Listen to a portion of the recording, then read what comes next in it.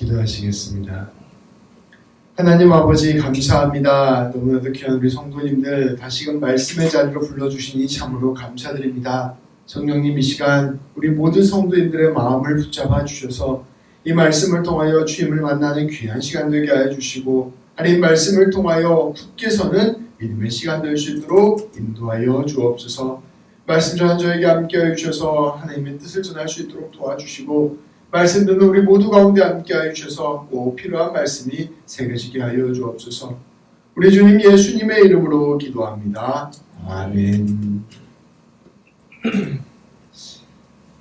성도 여러분, 우리 성도 여러분들은 예수님 하면 어떤 이미지가 떠오르십니까? 자, 예수님 생각해 보세요. 상상해 보세요. 어떤 이미지가 떠오르십니까? 사실 예수님 당시에 예수님을 직접 본 사람 위에는 누구도 예수님의 얼굴을 본 사람이 없습니다. 그래서 사람들은 예수님의 얼굴은 이럴 것이다 라고 생각하면서 여러 가지 모습들을 상상하곤 했습니다. 우리 성도님들은 예수님을 어떤 모습으로 상상하고 계십니까? 제가 이 교회 역사에서 이러한 모습이 예수님의 모습이다 라고 생각해왔던 그림들을 이렇게 가져와 봤습니다. 첫 번째 그림인데요. 엄청 크게 이렇게 그려져 있죠. 이것은 6세기 정도, 500년대에 지금으로부터 한 1500년 전에 그려진 그림입니다. 나무판에 그려진 것으로는 가장 오래된 예수님의 그림입니다. 시나이 산의 성 가타리나 수도원에 있는 예수님 그림이라고 합니다. 근데 이 그림을 보시면 예수님이 어떤 모습입니까? 예수님의 모습은 일종의 상상도예요. 그래서 딱 얼굴을 반으로 나눠서 오른쪽은 선한 얼굴이고요. 왼쪽은 무서운 얼굴입니다. 이게 둘이 얼굴이 달라요. 그래서 예수님은 사랑과 공의의 예수님이다라는 것을 보여주기 위해서 이렇게 예수님을 그렸다고 합니다. 초대교회 성도들은 이런 모습이 예수님이 아닐까 상상했던 것 같습니다. 두 번째 그림입니다. 두 번째 그림은 러시아 화가가 그린 그림인데요. 1872년에 그린 그림입니다. 이반 그람스코이라는 러시아 화가가 그린 그림입니다. 이 예수님의 모습은 우리가 요즘 생각하는 예수님 모습하고 많이 닮아있죠. 근데 이 예수님이 지금 어디에 계시는 그림이냐면요. 광야에 계시는 예수님을 그린 그림이에요. 예수님의 그 고뇌하는 모습, 예수님의 그 깊은 기도하는 모습이 그대로 담겨져 있는 모습입니다. 굉장히 사실적으로 그려져 있죠. 이제 요즘 우리가 생각하는 예수님은 사실적으로 이런 모습이 아닐까 이런 생각을 하게 됩니다. 이런 그림이 우리가 생각하는 예수님하고 좀 많이 닮아있죠. 세 번째 그림입니다. 세 번째 그림은 우리나라 스타일로 그린 그림이에요. 운보 김기창이라는 화가가 그린 그림인데요. 1952년, 53년도 당시에 그린 전쟁 중에 그린 그림입니다. 전쟁 중에 제 고향이 군산이잖아요. 이 화가가 군산으로 피난을 갔대요. 그래서 군산에서 서양 선교사님의 의뢰를 받아서 그린 그림입니다. 독특하게 예수님을 선비로 표현하고 있습니다. 이것도 일종의 상상화죠. 그저 예수님이 이스라엘의 예수님일 뿐만 아니라 우리 한민족이 예수님이다라는 것을 고백하는 마음으로 그린 그림이 아닐까 생각이 됩니다. 이거 독특한 그림입니다. 네 번째 그림인데요. 네 번째 그림은 예수님의 그림이라기보다는 예수님의 복원도라고 해서 BBC 방송에서 만든 그림입니다. 충격적이에요. 이게 네 번째 BBC 방송에서 예수님이 아마 이렇게 생겼을 것이다 라고 생각하면서 그린 그림입니다. 근데 이거는 2000년 전에 예수님이 살던 시절에 살았던 노동자들의 뼈를 수습해서 그걸 가지고 만든 복원도입니다. 예수님의 모습이었다기보다는 예수님 당시 시절에 노동자들의 얼굴이 이런 모습이었다라고 복원을 한 거예요.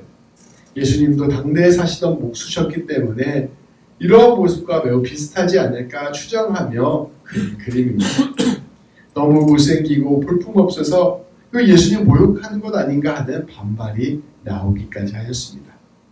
성도 여러분, 성도 여러분들의 마음속에 있는 예수님의 모습은 어떠한 모습입니까? 이러한 그림들의 모습 중에서 내가 생각하는 예수님의 모습과 가장 닮은 모습은 무엇이었습니까? 우리가 예수님을 생각할 때 보통 떠올리는 말씀의 구절이 있습니다. 이사야 53장 2절부터 4절까지 말씀인데요. 성경 중에 유일하게 예수님의 외모를 묘사하는 말씀입니다. 예수님을 예언하는 말씀인데요. 우리 한 절씩 읽도록 하겠습니다. 제가 먼저 읽을게요. 그는 주님 앞에서 마치 연한 순과 같이 마른 땅에서 나온 싹과 같아서 그에게는 고운 모양도 없고 훌륭한 풍채도 없으니 우리가 보기에 흠모할 만한 아름다운 모습이 없다. 그 사람들에게 메시를 받고 은혜를 받고 고통을 많이 겪었다. 그는 언제나 번갈아 있고 있었다. 사람들이 그에게 세워서 어려움을 겪고 메시를 설명하니 또 고통을 위하여 여기지 않았다. 그는 실로 우리가 받아야 할 고통을 대신 받고 우리가 겪어야 할 슬픔을 대신 겪었다. 그러나 우리는 그가 징벌을 받아서 하나님께 맞으며 고난을 받는다고 생각하였다. 우리가 예수님에 관해서 말씀을 통하여 볼 수 있는 모습은 사실은 고난 받으시는 예수님의 모습입니다. 그런데 그 앞에서도 잠잠한 모습의 예수님. 그래서 연한 새싹 같고 마른 뿌리 같은 예수님, 그저 볼품없는 예수님을 우리는 상상해 보게 됩니다. 우리가 예수님의 모습이 어떠한 모습일까를 상상해 보면 이러한 장면이 떠오릅니다. 예수님께서 그 빼빼 마른 몸으로 육중한 십자가 나무를 지고 가시다가 쓰러지셔서 더 이상 일어나지도 못하시는 예수님, 십자가에 못 박혔을 때 앙상한 몸을 가지고 볼품없이 죽으시는 그 예수님을 떠올리게 됩니다. 그래서 예수님이 참으로 우리를 위하여 고난당하셨구나, 참으로 우리를 위하여 핍박당하셨구나라는 생각을 하게 되는 것이죠. 그래서 우리는 예수님을 생각할 때 그런 모습으로 떠올리고, 예수님은 우리의 마음을 위로하시고 우리와 함께 울고 계시며 우리를 어루만져 주시는 분으로 생각을 하게 되는 것입니다. 감성적인 예수님, 부드러운 예수님, 또 우리의 마음을 품어주시는 목자와 같은 예수님이 우리가 이제 보통 생각하는 예수님의 모습입니다. 그런데 오늘 말씀에서 나오는 예수님은 이제까지 제가 설명해드렸던 모습과는 정반대의 모습을 보여주십니다. 우리가 예수님에 관해서 생각해왔던 그 생각과는 완전히 반대의 모습이었던 것입니다. 오늘 말씀에 등장하는 예수님의 모습을 실제로 한번 상상해 보시면서 함께 말씀을 읽어봅시다. 세 번역 말씀인데요. 12절부터 16절까지 말씀입니다. 이제 예수님의 모습이 등장하거든요. 이것을 머릿속으로 한번 그려보면서 함께 말씀을 보도록 하겠습니다. 제가 봉독하겠습니다. 그래서 여기서 나는 요한이에요. 나는 내게 들려오는 그 음성을 알아보려고 돌아섰습니다. 예수님이 나팔과 같은 목소리로 말씀하셨거든요. 그 음성을 듣고서는 그 음성을 듣고 예수님께 돌아본 것입니다. 돌아보니 7개의 금 촛대가 있었습니다. 이 촛대는 교회를 상징하는 거예요. 그 촛대 한가운데 인자와 같은 분이 계셨습니다. 인자와 같은 분이라는 말은 다니엘서에 나오는 말인데요. 다니엘서에서 분명히 메시아를 가리키는 말로 이용되는 단어입니다. 그러니까 이 인자와 같은 분이 바로 메시아 되시는 예수님이시죠. 예수님이 눈앞에 있었다는 것입니다. 예수님이 어떠한 모습을 보이셨느냐. 그는 발에 끌리는 긴 옷을 입고 가운데는 금띠를 띠고 계셨습니다. 그리고 머리와 머리털은 흰 양털같이 눈과 같이 희었습니다. 그리고 눈은 불꽃과 같이 빛나고 있었습니다. 그리고 발은 풀무불에 달구어는, 우리 그 대장간에 뜨겁게 달궈진 쇠 있잖아요. 그 뜨겁게 달구어진 돛새와 같았고, 예수님의 음성은 큰 물소리, 파도소리, 폭포소리와 같았습니다. 오른손에는 7개의 별을 쥐고 있었고, 입에서는 날카로운 양날 칼이 나오고, 얼굴은 해가 강렬하게 비치는 것과 같았습니다. 오늘 말씀의 저자인 요한이 예수님을 마주치게 된 것입니다. 예수님의 모습이 어떠한가요? 우리가 생각하기에 굉장히 어떻게 보면 기괴한 모습이었습니다. 예수님이 등장했는데 머리는 하얗시고요.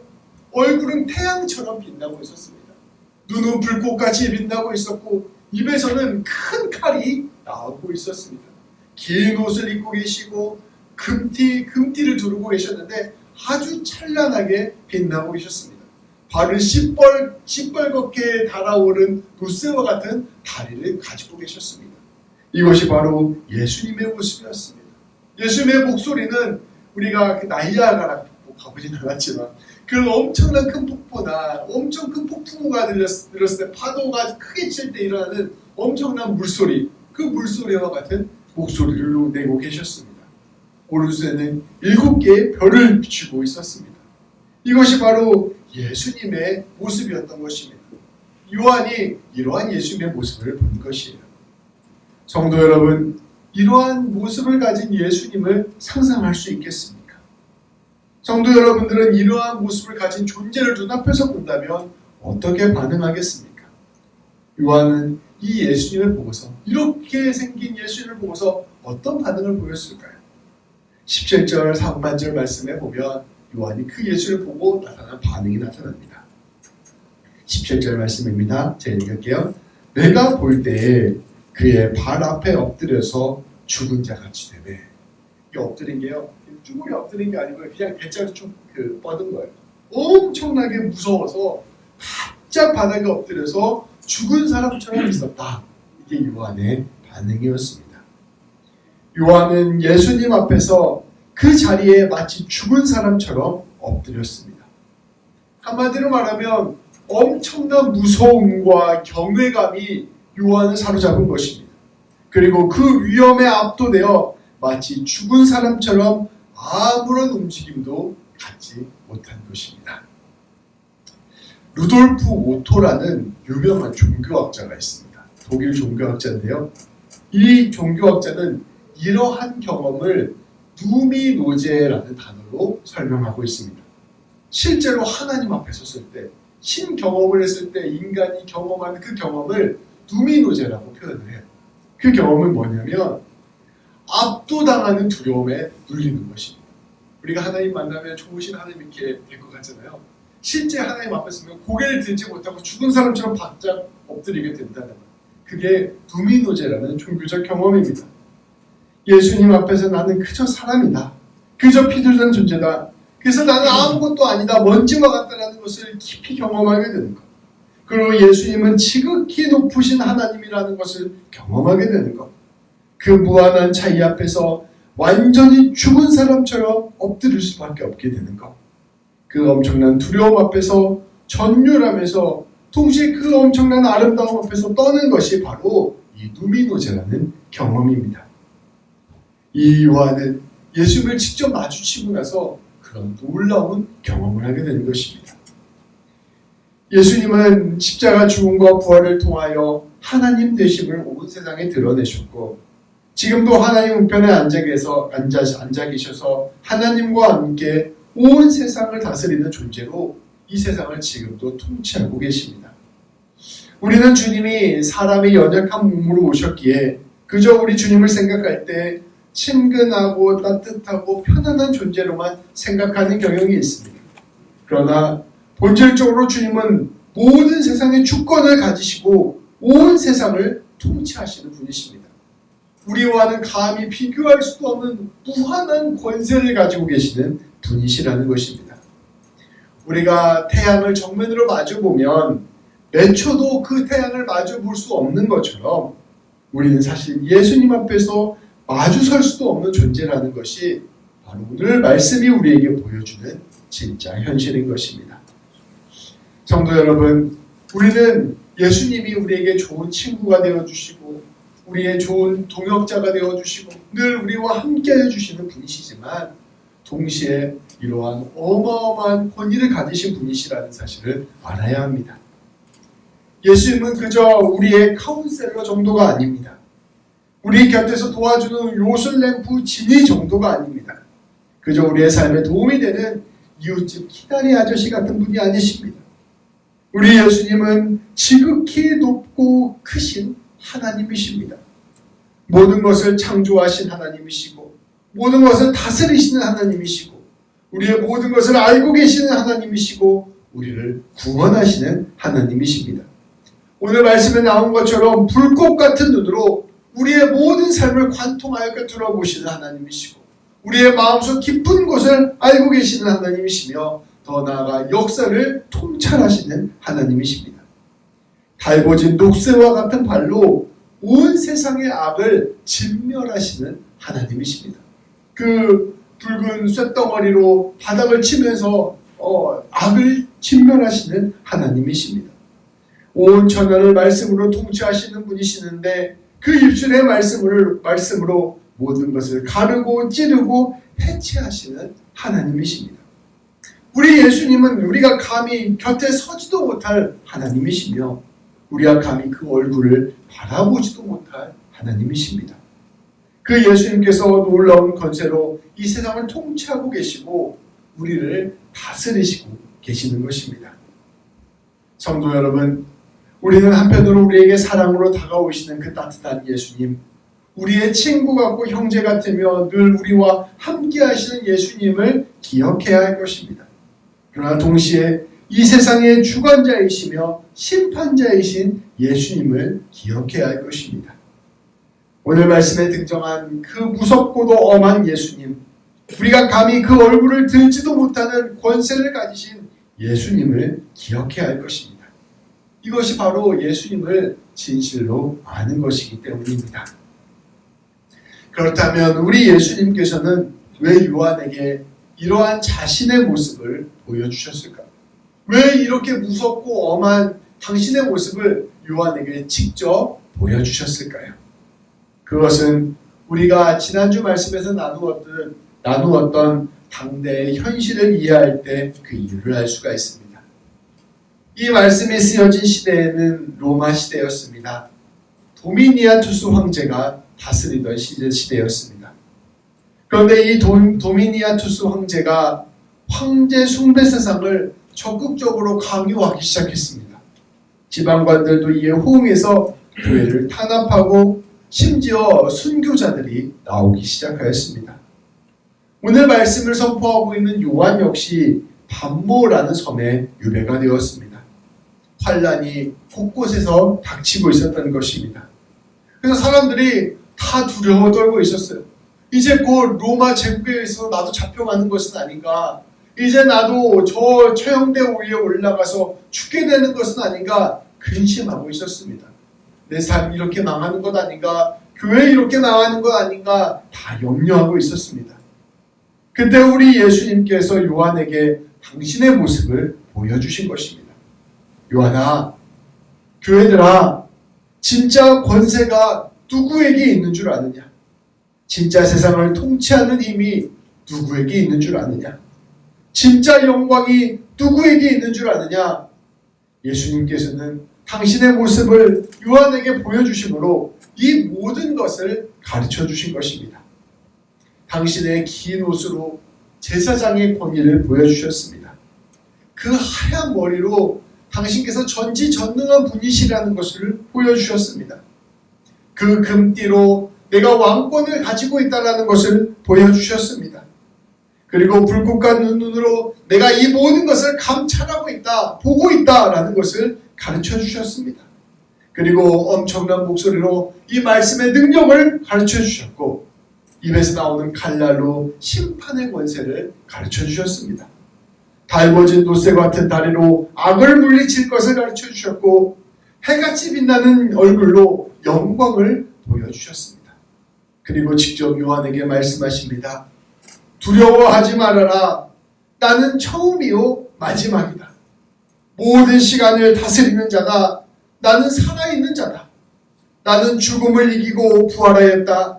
이제는 내가 영원히 살 것이며 모든 죽음과 지옥의 열쇠를 가지고 있다. 그리고 내가 내 오른손에 7개의 별과 7개의 촛대를 움켜쥐고 있다. 7개의 별은 교회의 지도자들을 의미하는 말이었습니다. 그리고 7개의 촛대들은 교회와 교회 성도들을 의미하는 말이었습니다. 모든 시간을 주관하고 죽음까지도 이긴 내가, 지금도 온 세상을 다스리고 심판하고 있는 내가, 참된 영광과 권위를 갖고 있는 내가 교회와 성도들 오른손에 꼭 움켜쥐고 있으니 두려워하거나 염려하지 말고 용기와 믿음을 가지라 말씀하여 주시는 것입니다. 성도 여러분, 오늘 말씀에서 우리가 꼭 한 가지를 기억해야 한다면 이것입니다. 우리 예수님께서, 이처럼 어미하신 우리 예수님께서 우리 성도님들 한 분 한 분을 꼭 오른손에 움켜쥐고 계십니다. 이 권세와 영광의 주님께서 우리를 꼭 붙들고 계시는 것입니다. 성도의 삶에도 환난이 있을 수 있고 인내가 필요한 순간이 있을 수 있습니다. 온 세상이 나를 흔드는 순간도 있고 심지어 로마 황제와 같은 큰 문제와 맞서야 하는 순간이 있을 수 있습니다. 그런데 말씀은 오늘 우리에게 선포합니다. 그 어떤 것도 우리 예수님의 권세와 능력에 감히 비길 수가 없습니다. 그 어떤 것도 감히 우리 예수님 앞에 서 있을 수조차 없습니다. 우리 예수님은 모든 것을 다스리고 주관하고 계시며 우리 예수님께서는 모든 것에서 승리하시는 분이십니다. 그 예수님께서 우리를 오른손으로 꼭 움켜쥐고 계십니다. 오늘 요한에게 보여주신 그 모습이 우리에게 그것을 생생히 증언합니다. 그러니 두려워하지 말고 염려하지 말고 예수님 믿으며 살아갑시다. 때로는 더디게 느껴질 때가 있고 때로는 견디는 게 힘들게 느껴질 때가 있다 하더라도 나의 인생 붙잡아 주시고 교회를 붙잡아 주시고 역사를 붙잡아 주시는 우리 예수님을 끝까지 신뢰합시다. 우리 예수님은 승리하시는 예수님이십니다. 예수님 손에 붙들려 있기에 우리도 반드시 승리할 것입니다. 이 예수님을 바라보면서 하루하루 용기를 내며 살아갈 때 주님께서 우리에게 놀라운 소망대로 그 뜻을 이루어 가실 것입니다. 오늘도 예수님 붙들고 나아가는 우리 모든 성도님들 되시기를 우리 주님의 이름으로 축복합니다. 기도하시겠습니다. 하나님, 오늘 말씀을 통하여 예수님이 어떠한 분이신지를 우리에게 가르쳐 주시니 참으로 감사드립니다. 온 세상을 다스리시고 주관하시는 분, 우리에게 지극한 능력과 힘으로 함께 하시는 분, 그리고 우리의 모든 삶을 책임져 주시는 분이 바로 예수님이심을 깨닫게 하여 주시니 참으로 감사드립니다. 하나님, 우리의 상황과 형편이 어렵고 우리의 관계가 어렵고 우리의 삶의 문제가 우리를 흔들고 하나님, 우리가 하루하루 어떻게 살아가야 될까 알지 못하는 삶의 순간들이 있을 때 지금도 우리를 붙잡고 계시는 예수님을 바라보는 우리 모두가 될 수 있도록 인도하여 주옵소서. 예수님이 우리를 붙잡고 계시니 우리의 모든 삶이 승리의 삶이 된다는 것을 기억하게 하시고 용기를 잃지 않고 소망을 잃지 않고 주님과 더불어 한 걸음 한 걸음 나아가는 우리 모두가 될 수 있도록 인도하여 주옵소서. 우리 주님 예수님의 이름으로 기도합니다. 아멘.